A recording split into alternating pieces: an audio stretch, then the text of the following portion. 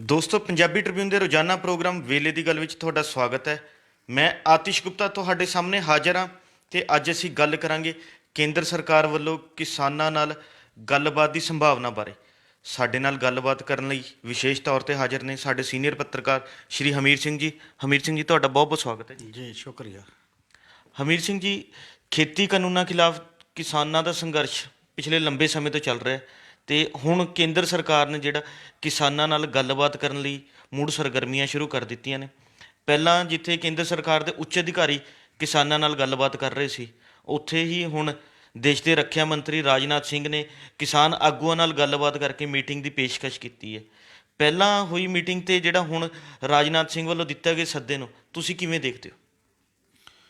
ਅਸਲ 'ਚ ਮੈਨੂੰ ਇਹ ਲੱਗਦਾ ਕਿ ਅਜੇ ਅਪਰੋਚ ਦੇ ਤੌਰ 'ਤੇ ਬੀਜੇਪੀ ਦੀ ਸਰਕਾਰ ਜਿਹੜੀ ਹੈ, ਐਨਡੀਏ ਦੀ ਸਰਕਾਰ, ਜਿਹੜੇ ਵੀ, ਕਿਉਂਕਿ ਮੇਨਲੀ ਬੀਜੇਪੀ ਉਹ ਹੈ, ਉਹਦੇ 'ਚ ਅਕਾਲੀ ਦਲ ਬਾਹਰ ਹੋ ਗਿਆ, ਪਹਿਲਾਂ ਸ਼ਿਵ ਸੈਨਾ ਹੋ ਗਈ ਅਤੇ ਬਾਕੀ ਦੇ, ਉਹ ਅਜੇ ਇਸ ਹੱਦ ਤੱਕ ਨਹੀਂ ਪਹੁੰਚੀ ਕਿ ਉਹ ਇਹ ਸਮਝਦੀ ਹੋਏ ਕਿ ਜੇ ਤੁਹਾਡੀ ਗੱਲ ਵਾਜਬ ਲੱਗੀ ਗੱਲਬਾਤ ਦੇ ਵਿੱਚ ਤਾਂ ਅਸੀਂ ਪਿੱਛੇ ਵੀ ਹਟ ਸਕਦੇ ਹਾਂ, ਅਸੀਂ ਉਹਦੇ 'ਚ ਕੋਈ ਸੋਧ ਵੀ ਕਰ ਸਕਦੇ ਹਾਂ।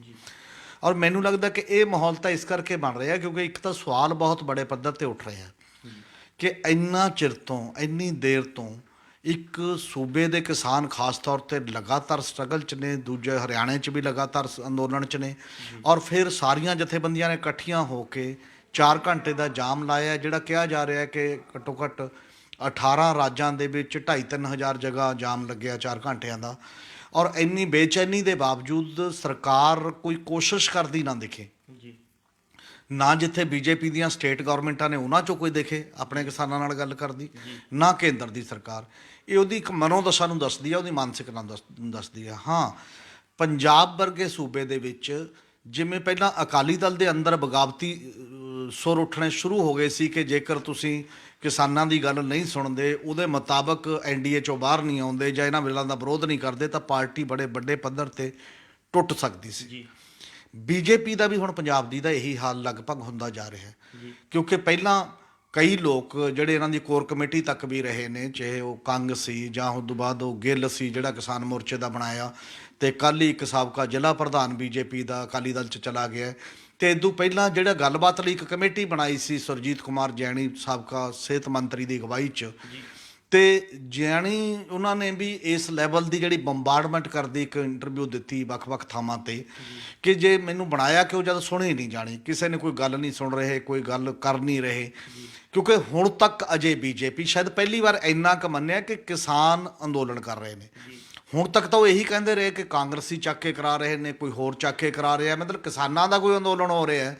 ਇਸ ਗੱਲ ਨੂੰ ਸਵੀਕਾਰ ਕਰਨਾ ਪਹਿਲਾਂ ਇਹ ਇੱਕ ਹੋਰ ਸਟੈਪ ਹੈ ਅੰਦੋਲਨ ਦਾ, ਮਤਲਬ ਆਪਣੀ ਕਾਮਯਾਬੀ ਵੱਲ, ਕਿ ਹਾਂ ਲੰਮੇ ਸਮੇਂ ਬਾਅਦ ਹੀ ਸਹੀ ਇੱਕ ਸੋਚਿਆ ਗਿਆ।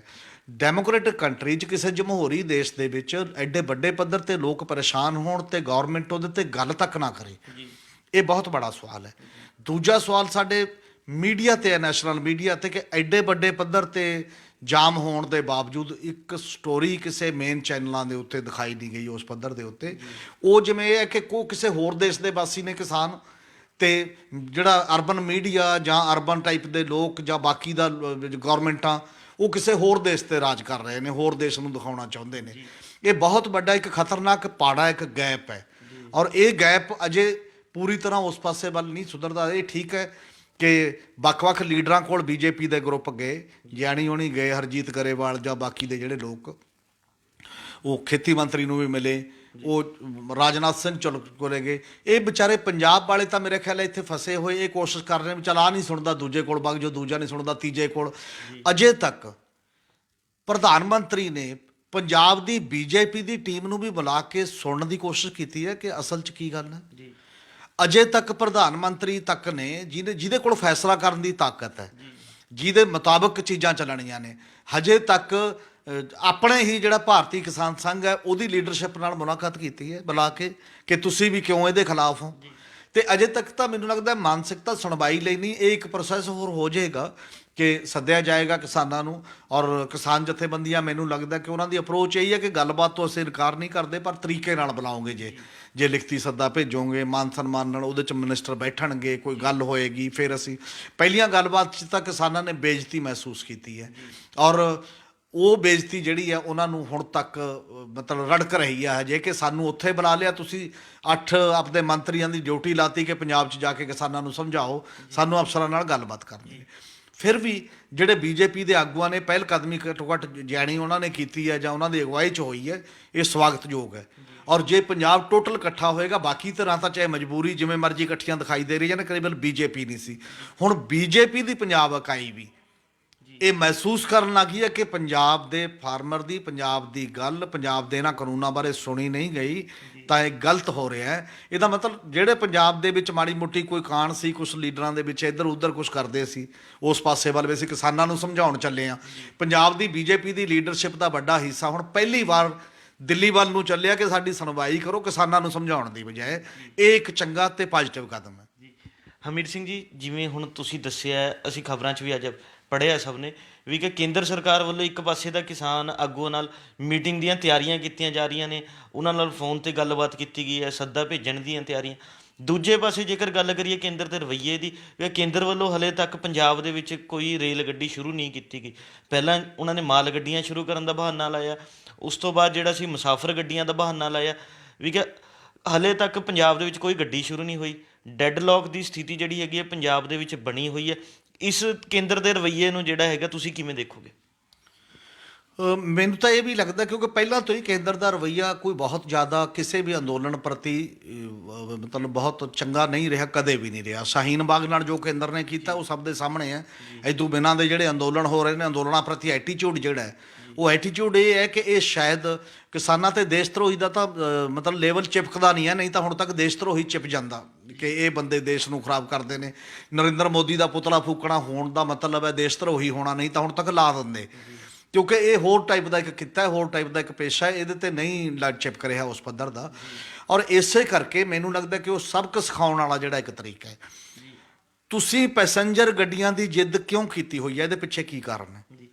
ਜੇ ਪੈਸੇਂਜਰ ਗੱਡੀਆਂ ਤੁਸੀਂ 6 ਮਹੀਨੇ ਆਪ ਨਹੀਂ ਚਲਾਈਆਂ ਆਪਣੇ ਆਰਡਰ ਕਰਕੇ, ਜੇ ਕਿਸੇ ਸਟੇਟ ਦੀ ਪਾਰਟੀਕੂਲਰ ਵਿਸ਼ੇਸ਼ ਹਾਲਾਤ ਹੈ, ਜੇ ਉੱਥੇ 1 ਮਹੀਨਾ ਨਹੀਂ ਚੱਲਦੀ ਤਾਂ ਉਹਦੇ ਨਾਲ ਕੀ ਹੈ?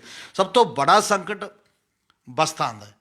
ਜੇ ਤੁਸੀਂ ਸੀਜ਼ਨ ਚਾਹੁੰਦੇ ਹੋ ਕਿ ਇੱਕ ਸੂਬੇ ਦਾ ਬੜਾ ਵੱਡਾ ਕਣਕ ਦੀ ਬਿਜਾਈ ਦਾ ਦਾਰੋਮਦਾਰ ਹੈ, ਆਲੂਆਂ ਦੀ ਬਿਜਾਈ ਦਾ ਦਾਰੋਮਦਾਰ ਹੈ, ਇਹਦੇ 'ਚ ਸੂਬੇ ਦੇ ਵਪਾਰੀ ਦਾ ਸਵਾਲ ਹੈ ਕਿ ਵੱਡੀ ਪੱਧਰ 'ਤੇ ਮਾਲ ਬਣਿਆ ਪਿਆ ਤੇ ਉਹ ਬਾਹਰ ਨਹੀਂ ਜਾ ਰਿਹਾ। ਝੋਨੇ ਦਾ ਸੀਜ਼ਨ ਚੱਲ ਰਿਹਾ, ਬਾਰਦਾਨਾ ਰੁਕਿਆ ਪਿਆ, ਉਹ ਨਹੀਂ ਆ ਰਿਹਾ। ਇਹਦਾ ਮਤਲਬ ਤੁਸੀਂ ਸਮੱਸਿਆ ਹੱਲ ਕਰਨ ਦੇ ਵਿੱਚ ਸਹਾਈ ਨਹੀਂ ਹੋਣਾ ਚਾਹੁੰਦੇ, ਤੁਸੀਂ ਸਮੱਸਿਆ ਵਧਾਉਣਾ ਚਾਹੁੰਦੇ ਹੋ ਕਿ ਕਿਸੇ ਨਾ ਕਿਸੇ ਰੂਪ 'ਚ ਜ਼ਿਆਦਾ ਵਧੇ, ਉਹਨਾਂ ਨੂੰ ਸੇਕ ਲੱਗੇ। ਜਿਹੜੀ ਇਹ ਸੇਕ ਲਾਉਣ ਦੀ ਥਿਉਰੀ ਹੁੰਦੀ ਹੈ, ਇਹ ਮੇਰਾ ਖਿਆਲ ਹੈ ਕਿਸੇ ਸੱਤਾ 'ਚ ਬੈਠੇ ਜਾਂ ਓਵਰਆਲ ਕੰਟਰੋਲ ਕਰਨ ਵਾਲੇ ਧਿਰ ਨੂੰ ਨਹੀਂ ਸ਼ੋਭਾ ਦਿੰਦੀ। ਉਹਨੂੰ ਸ਼ੋਭਾ ਦਿੰਦੀ ਹੈ ਚੀਜ਼ ਕਿ ਉਹ ਇੱਕ, ਜੇ ਉਹ ਤਾਂ 2 ਸਟੈਪ ਵੀ ਅੱਗੇ ਜਾਂਦਾ ਹੋਵੇ ਤਾਂ 2 ਨੂੰ ਪਹਿਲਾਂ ਉੱਥੇ ਸਪੇਸ ਬਣਾਉਂਦੀ ਹੈ, ਉਹਨਾਂ 2 ਨੂੰ ਲਾਗੂ ਕਰਦੀ ਹੈ। ਪਹਿਲੇ ਦਿਨ ਹੀ 2 ਟ੍ਰੇਨਾਂ ਘੱਟੋ ਘੱਟ ਇੱਕ ਟ੍ਰੇਨ 'ਤੇ ਦੇਖ ਕੇ ਕਿ ਠੀਕ ਹੈ ਕਿਸਾਨ ਬੈਠੇ ਸੀ, ਤੁਹਾਡੀ ਟੈਕਨੀਕਲ ਟੀਮ ਜਾਂਦੀ ਦੇਖਦੀ ਵੀ ਰੇਲਵੇ ਲਾਈਨ ਠੀਕ ਠਾਕ ਹੈ, ਪਿੱਛੇ ਟ੍ਰੇਨ ਤੁਰ ਜਾਂਦੀ। ਤੇ ਇਹ ਹੁੰਦਾ ਇੱਕ ਤਰੀਕਾਕਾਰ। ਹੁਣ ਵੀ ਤੁਸੀਂ ਕਿਸਾਨ ਜਥੇਬੰਦੀ ਨੂੰ ਗੱਲਬਾਤ ਲਈ ਸੱਦ ਰਹੇ ਹੋ, ਜਥੇਬੰਦੀਆਂ ਨੂੰ, ਮਾਹੌਲ ਤਾਂ ਉਹੋ ਜਿਹਾ ਟੈਂਸ ਹੈ, ਸੂਬੇ ਦੀ ਸਰਕਾਰ ਨਾਲ ਟੈਂਸ ਹੈ, ਜਥੇਬੰਦੀਆਂ ਨਾਲ ਟੈਂਸ ਹੈ। ਉਹ ਬਾਹਰ ਵੀ ਬੈਠੇ ਨੇ, ਬਾਹਰ ਪਾਰਕਾਂ 'ਚ ਜਾ ਕੇ, ਕਿਤੇ ਵੀ ਕੋਈ ਰੇਲਵੇ ਲਾਈਨ 'ਤੇ ਬੈਠਾ ਨਹੀਂ ਹੈ ਇਸ ਸਮੇਂ ਕੋਈ ਬੰਦਾ। ਉਹਨਾਂ ਨੇ ਕਿਹਾ ਹੀ ਹੋਇਆ ਕਿ ਉਹਨੂੰ ਅਸੀਂ ਰੋਕਾਂਗੇ। ਸੂਬਾ ਸਰਕਾਰ ਚੀਫ ਮਿਨਿਸਟਰ ਤੱਕ ਲਿਖ ਕੇ ਦੇ ਚੁੱਕੇ ਨੇ ਕਿ ਸਾਡੀ ਜ਼ਿੰਮੇਵਾਰੀ ਹੈ, ਪੁਲਿਸ ਉੱਥੇ ਲਾਈ ਜਾ ਚੁੱਕੀ ਹੈ। ਜੇ ਫਿਰ ਵੀ ਨਹੀਂ ਤੁਸੀਂ ਮੰਨਦੇ ਤਾਂ ਮਤਲਬ ਕਿਤੇ ਨਾ ਕਿਤੇ ਦਾਲ 'ਚ ਜਿਹੜੀ ਤੁਹਾਡੀ ਭਾਵਨਾ ਹੈ, ਉਹ ਭਾਵਨਾ 'ਚ ਪ੍ਰੋਬਲਮ ਹੈ। ਮਤਲਬ ਤੁਸੀਂ ਅਜੇ ਪੰਜਾਬ ਦੇ ਨਾਲ ਉਸ ਢੰਗ ਦਾ ਵਰਤਾਓ ਨਹੀਂ ਕਰਨਾ ਚਾਹੁੰਦੇ ਕਿ ਇੱਥੇ ਸਮੱਸਿਆਵਾਂ ਹੱਲ ਹੋਣ। ਔਰ ਦੂਜੀ ਗੱਲ, ਇਹ ਕੇਵਲ ਪੰਜਾਬ ਦਾ ਵੀ ਮੁੱਦਾ ਨਹੀਂ, ਕੇਵਲ ਪੰਜਾਬ ਦੀਆਂ ਜਥੇਬੰਦੀਆਂ ਨੂੰ ਬੁਲਾਓਗੇ ਤੁਸੀਂ, ਇਹ ਮੁੱਦਾ ਤਾਂ ਪੂਰੇ ਦੇਸ਼ ਦਾ ਮੁੱਦਾ ਹੈ ਉਸੇ ਲੈਵਲ 'ਤੇ। ਅੱਜ ਜਿਹੜਾ ਸਰਵੇ ਛਪੇ ਹੈ ਹੁਣ ਐਗਜ਼ਿਟ ਪੋਲਾਂ ਦਾ ਕਿ ਕਿੰਨੀਆਂ ਵੋਟਾਂ ਬਿਹਾਰ ਦੇ ਵਿੱਚ ਕਿਹਨੂੰ ਪਈਆਂ, ਕਿੰਨੀਆਂ ਨਹੀਂ ਪਈਆਂ, ਉਹਦੇ 'ਚ ਵੀ ਕਾਫੀ ਅੱਛੀ ਖਾਸੀ ਮਾਤਰਾ ਬਿਹਾਰੀ ਕਿਸਾਨਾਂ ਦੀ ਵੀ ਇਸ ਮਾਮਲੇ ਦੇ ਉੱਤੇ ਆ ਰਹੀ ਹੈ ਕਿ ਉੱਥੇ ਮੁੱਦਾ ਸੀ ਇਹ ਜਿਹੜੇ 3 ਕਾਨੂੰਨ ਨੇ, ਉਸ ਮਾਮਲੇ ਦੇ ਵਿੱਚ ਵੀ। ਇਹਦਾ ਮਤਲਬ ਦੇਸ਼ ਦਾ ਮੁੱਦਾ ਤਾਂ ਦੇਸ਼ ਦੇ ਲੈਵਲ 'ਤੇ ਇੱਕ ਸੀਰੀਅਸ ਸੋਚ ਦੇ ਕਰਕੇ ਤਾਂ ਦੇਸ਼ ਦੀਆਂ ਵੀ ਦੂਜੀਆਂ ਜਥੇਬੰਦੀਆਂ ਨੂੰ ਵੀ ਬੁਲਾਓ, ਬਾਕੀ ਚੀਜ਼ਾਂ ਦੀ ਵੀ ਗੱਲ ਕਰੋ, ਇੱਕ ਪ੍ਰਚਾਰ ਚਲਾਓ। ਪਹਿਲਾਂ ਲੋਕਲ ਲੈਵਲ 'ਤੇ ਬੰਦੇ ਨੋਮੀਨੇਟ ਕਰੋ ਕਿ ਉਹ ਇੱਕ ਮਾਹੌਲ ਬਣਾਉਣ, ਗਰਾਊਂਡ ਦਾ ਮਾਹੌਲ ਬਣਾਉਣ ਤੋਂ ਬਾਅਦ ਫਿਰ ਤੁਸੀਂ ਜਿਹੜੇ ਫਾਈਨਲ ਗੱਲਬਾਤ ਲਈ ਪ੍ਰਧਾਨ ਮੰਤਰੀ ਤੱਕ ਜਾ ਕੇ ਲੈ ਕੇ ਜਾਓ। ਅਤੇ ਉਸ ਲੈਵਲ ਦਾ ਉਹ ਵਰਤਾਰਾ ਅਜੇ ਸ਼ੁਰੂ ਨਹੀਂ ਹੋਇਆ, ਉਹ ਪ੍ਰਕਿਰਿਆ ਦਿਆਨਤਦਾਰੀ ਵਾਲੇ ਅਜੇ ਤੱਕ ਨਹੀਂ ਸ਼ੁਰੂ ਹੋਈ। ਜੀ ਜੀ, ਹਮੀਰ ਸਿੰਘ ਜੀ, ਤੁਸੀਂ ਦੱਸਿਆ ਵੀ ਕਿ ਜਿਵੇਂ ਪਹਿਲੀ ਵਾਰ ਹੋਇਆ ਵੀ ਕਿ ਕੇਂਦਰ ਦੇ ਆਪਣੇ ਜਿਹੜੇ ਲੀਡਰ ਨੇ, ਚਾਹੇ ਸੁਰਜੀਤ ਜੈਣੀ ਹੈ, ਹਰਜੀਤ ਗਰੇਵਾਲ, ਉਹ ਕਿਸਾਨਾਂ ਨੂੰ ਸਮਝਾਉਣ ਦੀ ਥਾਂ ਤੇ ਹੁਣ ਕੇਂਦਰ ਸਰਕਾਰ ਨੂੰ, ਕੇਂਦਰ ਦੇ ਵਜ਼ੀਰਾਂ ਨੂੰ ਸਮਝਾਉਣ ਦੀ ਕੋਸ਼ਿਸ਼ ਕਰ ਰਹੇ ਨੇ ਵੀ ਕਿ ਵਾਕਈ ਜਿਹੜਾ ਹੈਗਾ ਕਿਸਾਨਾਂ ਦੇ ਮਨਾਂ 'ਚ ਸਰਕਾਰ ਦੇ ਖਿਲਾਫ ਰੋਸ਼ ਪਾਇਆ ਜਾ ਰਿਹਾ। ਇਸ ਤੋਂ ਇਲਾਵਾ ਗੱਲ ਕਰੀਏ ਬੀਜੇਪੀ ਦਾ ਇੱਕ ਹੋਰ ਵੱਡਾ ਧੜਾ ਜਿਹੜਾ ਹੈਗਾ ਇਸ ਮੁੱਦੇ ਨੂੰ ਬਹੁਤ ਵੱਡੀ ਸਮੱਸਿਆ ਮੰਨ ਰਿਹਾ। ਕਈ ਆਗੂਆਂ ਵੱਲੋਂ ਜਿਹੜਾ ਹੈਗਾ ਭਾਜਪਾ ਤੋਂ ਅਸਤੀਫੇ ਤੱਕ ਦਿੱਤੇ ਗਏ ਨੇ। ਇਹਦੇ ਪਿੱਛੇ ਕੀ ਕਾਰਨ ਨੇ, ਇਹਨੂੰ ਕਿਵੇਂ ਦੇਖਿਆ ਜਾਵੇਗਾ? ਕਿਉਂਕਿ ਮੈਨੂੰ ਇਹ ਲੱਗਦਾ ਵੀ ਜੇ ਤਾਂ ਹੁਣ ਗਵਰਨਮੈਂਟ ਆਫ ਇੰਡੀਆ ਤਾਂ ਠੀਕ ਹੈ, ਉਹ ਚਾਹੁੰਦੀ ਉਹ ਕਾਰਪੋਰੇਟ ਘਰਾਣਿਆਂ ਦਾ ਜ਼ਮੀਨ ਤੇ ਵੀ ਕਬਜ਼ਾ ਹੋਵੇ, ਐਮਐਸਪੀ ਤੋਂ ਵਿਡਰਾ ਕਰਕੇ ਸਾਡਾ ਸੰਕਟ ਟਲੂਗਾ, ਐਵੇਂ ਇੰਨਾ ਖਰੀਦ ਕਰ ਰਹੇ ਹਾਂ, ਉੱਥੇ ਪੈਸੇ ਦੇ ਰਹੇ ਹਾਂ ਜੇ ਵਾਧੂ, ਤੁਸੀਂ ਬਹੁਤ ਸਮਝਣ ਲੱਗ ਗਏ ਹੋ ਇਸ ਪੂਰੇ ਦੇ ਪੂਰੇ ਖਿੱਤੇ ਨੂੰ, ਜਿਹਨੇ ਹੁਣ ਤੱਕ ਤੁਹਾਡੀ ਇੱਕ ਫੂਡ ਜਿਹੜਾ ਉਹ ਇੱਕ ਪੋਲੀਟੀਕਲ ਔਜ਼ਾਰ ਹੈ। ਜੇਕਰ ਇਹ ਫੂਡ ਨਾ ਹੁੰਦਾ ਤਾਂ ਦੇਸ਼ ਦੀ ਇਹ ਸਿਚੁਏਸ਼ਨ ਨਹੀਂ ਸੀ ਹੋਣੀ। ਜੇ ਖਾਦ ਖੁਰਾਕ ਨਾ ਹੁੰਦੀ, ਕੋਈ ਵੀ ਤੁਹਾਡੀ ਬਾਂਹ ਮਰੋੜਦਾ ਆ ਕੇ ਤੁਹਾਡੇ ਉਸ ਲੈਵਲ ਦੇ ਉੱਤੇ। ਪਰ ਜੇ ਹੁਣ ਤੁਸੀਂ ਖੁੱਲ੍ਹੀ ਮਾਰਕੀਟ ਜਾਂ ਉਸ ਧੰਦੇ ਪਏ ਹੋ, ਜਿਹੜੀ ਪੰਜਾਬ ਵਾਲੀ ਭਾਰਤੀ ਜਨਤਾ ਪਾਰਟੀ ਦੀ ਟੀਮ ਹੈ, ਉਹਨੇ ਤਾਂ ਪੰਜਾਬ 'ਚ ਸਿਆਸਤ ਕਰਨੀ ਹੈ ਨਾ। ਤੁਸੀਂ ਇੱਕ ਪਾਸੇ ਅਕਾਲੀ ਦਲ ਤੁਹਾਡੇ ਨਾਲ ਟੁੱਟ ਗਿਆ, ਤੁਸੀਂ ਕਹਿੰਦੇ ਹੋ 117 ਲੜਾਂਗੇ, ਲੋਕ ਤੁਹਾਨੂੰ ਘਰ ਤੋਂ ਬਾਹਰ ਨਿਕਲਣ ਦੇ ਲਈ ਸਮੱਸਿਆ ਖੜੀ ਕਰ ਰਹੇ ਨੇ ਕਿ ਤੁਸੀਂ ਇਹ ਕਿਉਂ ਕਰ ਰਹੇ ਹੋ, ਬਾਹਰ ਨਹੀਂ ਆ ਸਕਦੇ। ਔਰ ਲੋਕਾਂ ਤੇ ਜੇ ਚੋਣ ਲੜਨੀ ਹੈ, ਜੈਣੀ ਉਹਨਾਂ ਨੇ ਠੀਕ ਕਿਹਾ ਜਦੋਂ ਉਹਨਾਂ ਨੂੰ ਸਵਾਲ ਕੀਤਾ ਗਿਆ ਕਿ 117 ਲੜੋਗੇ, ਉਹ ਕਹਿੰਦੇ 117 ਤਾਂ ਬਾਅਦ ਦੀ ਹੈ, ਪਹਿਲਾਂ ਉਨੇ ਜੋਗੇ ਤਾਂ ਹੋ ਜਾਓ ਨਾ। ਗੱਲ ਤਾਂ ਉਹਨਾਂ ਨੂੰ ਮਨਾਓ, ਉਹਨਾਂ ਨੂੰ ਸੰਤੁਸ਼ਟ ਕਰੋ। ਵੋਟਾਂ ਤਾਂ ਲੋਕਾਂ ਤੋਂ ਲੈਣੀਆਂ ਨੇ, ਹੋਰ ਕਿੱਥੇ ਜਾ ਕੇ ਕੀ ਕਰਨਾ ਤੁਸੀਂ ਉਸ ਲੈਵਲ ਤੇ। ਦੂਜੀ ਗੱਲ, ਫਿਰ ਵੀ ਸਿਆਸਤ ਦਾ ਦਬਾਅ ਬੀਜੇਪੀ ਆਗੂਆਂ ਤੇ ਹੋਏਗਾ ਆਪਣੀ ਦਾ, ਉਹ ਅਲੱਗ ਸਵਾਲ ਹੈ। ਪਰ ਉਹਨਾਂ ਦੇ ਵੀ ਨਾਲ ਜੁੜਿਆ ਬਹੁਤ ਜ਼ਿਆਦਾ ਵਰਗ, ਉਹਦਾ ਵੀ ਕੀਤਾ ਜਾ ਰਿਹਾ ਨਾ, ਉਹਦੀ ਵੀ ਰੋਜੀ ਰੋਟੀ ਜਾ ਰਹੀ ਹੈ। ਜੇ ਉਹਦੇ ਨਾਲ ਦੁਕਾਨਦਾਰ ਵੀ ਜੁੜਿਆ, ਸਿੱਧਾ ਕਿਸਾਨ ਘੱਟ ਵੀ ਜੁੜਿਆ ਹੋ ਸਕਦਾ। ਜਿੰਨੇ ਸਪੇਅਰ ਪਾਰਟਸ ਵਾਲੇ ਨੇ, ਟਰੈਕਟਰਾਂ ਵਾਲੇ ਨੇ, ਕੰਬਾਈਨਾਂ ਵਾਲੇ ਨੇ, ਜਿੰਨੇ ਬਾਕੀ ਦੀਆਂ ਚੀਜ਼ਾਂ ਨੇ, ਜਿਹੜੀ ਐਗਰੋ ਬੇਸਡ ਇੰਡਸਟਰੀ ਹੈ ਜਾਂ ਮਸ਼ੀਨਰੀ ਆ, ਉਹ ਨੇ, ਉਹ ਸਾਰਾ ਵਪਾਰੀ ਵੀ ਤਾਂ ਜੇ ਖੇਤੀ ਦੀ ਆਮਦਨ ਘਟਦੀ ਹੈ, ਖੇਤੀ 'ਚੋਂ ਜਾਂਦਾ, ਉਹਦੀਆਂ ਵੀ ਦੁਕਾਨਾਂ ਤੇ, ਉਹਦੇ ਬਿਜ਼ਨਸ ਤੇ, ਉਹਦੇ ਸਾਰੇ ਕਾਸੇ ਤੇ ਅਸਰ ਪੈਂਦਾ। ਆਫਟਰ ਉਹ ਵੀ ਤਾਂ ਉਸ ਪਾਸੇ ਜਾਊਗਾ। ਆੜਤੀਏ ਵੀ ਉਹਨਾਂ 'ਚ ਨੇ, ਸੈਲਰ ਮਾਲਕ ਵੀ ਉਹਨਾਂ 'ਚ ਨੇ, ਬਾਕੀ ਦੇ ਲੋਕ ਨੇ। ਇਹ ਗਰਾਊਂਡ ਰਿਐਲਿਟੀ ਤਾਂ ਜ਼ਮੀਨੀ ਹਕੀਕਤ ਉਹਨਾਂ ਨੂੰ ਦਿਖਾਈ ਦੇ ਹੀ ਰਹੀ ਹੈ ਨਾ।